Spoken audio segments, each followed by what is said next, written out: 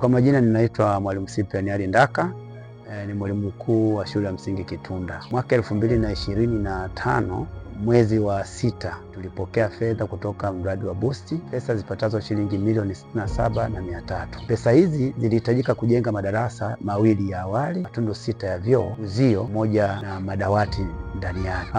Mradi tumeuendesha hadi kufikia leo, tarehe ya leo, wanafunzi wako darasani wanasoma. Tumeupokea vizuri, na kutokana na mradi huu kutufikia katika shule yetu, kwa kweli tunaishukuru serikali ya Jamhuri ya Muungano wa Tanzania chini ya Mama Samia Suluhu Hassan kwa kutuletea mradi huu, kwa sababu hapo awali shule ilikuwa na wanafunzi wasiopungua 97 ambao walikuwa wapo kwenye elimu ya awali, na tulikuwa tunasomea madarasa ambayo hayakuwa maalum kwa ajili ya awali. Ila kwa sasa hivi tumeletewa madarasa haya ya awali, hata idadi ya uandikishaji imeongezeka kufikia wanafunzi 127 kama hali halisi ninavyoona madarasani. Kwa pamoja madawati yale ambayo yalikusudiwa kwa 15 yatengenezwa kwa ajili ya darasa moja, lakini ukija kuangalia hali halisi ya darasani baada ya kupokea huu mradi na wazazi kuona huu mradi, walikuja kuandikisha wanafunzi wengi sana. Hilo kwa kweli tunashukuru na tunapongeza sana serikali yetu ya Jamhuri ya Muungano wa Tanzania na wafadhili wetu hawa wa Boost kwa kutuletea madarasa haya katika shule yetu. Kwa kweli tumeona thamani kubwa baada ya mradi kuja hapa.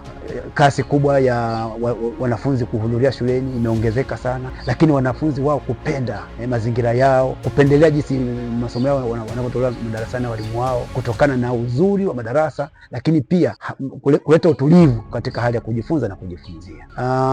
Mradi huu tumeukamilisha mwaka 2026 kiasi kwamba mpaka sasa hivi wanafunzi wanasoma darasa. Nafikiri kwa kufikia hapo, kwa ufupi nieleze tu kuwa mradi umetusaidia sana na tunamshukuru sana Mheshimiwa Rais wa Jamhuri ya Muungano wa Tanzania kwa kutuletea huu mradi wa Boost.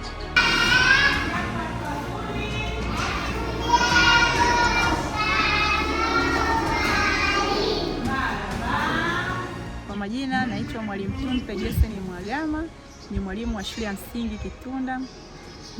Nafundisha darasa la awali na nimesimama hapa kwa ajili ya kushukuru kupitia mradi huu wa Boost tumepata maboresho katika ufundishaji.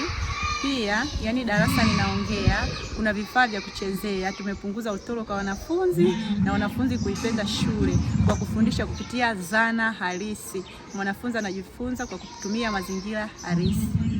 Nashukuru serikali ya Jamhuri ya Muungano kwa kuweza kutuona sisi walimu pamoja na wanafunzi wa darasa la awali, kutuletea mazingira ambayo yanavutia kwa mtoto na mtoto anajifunza kwa urahisi.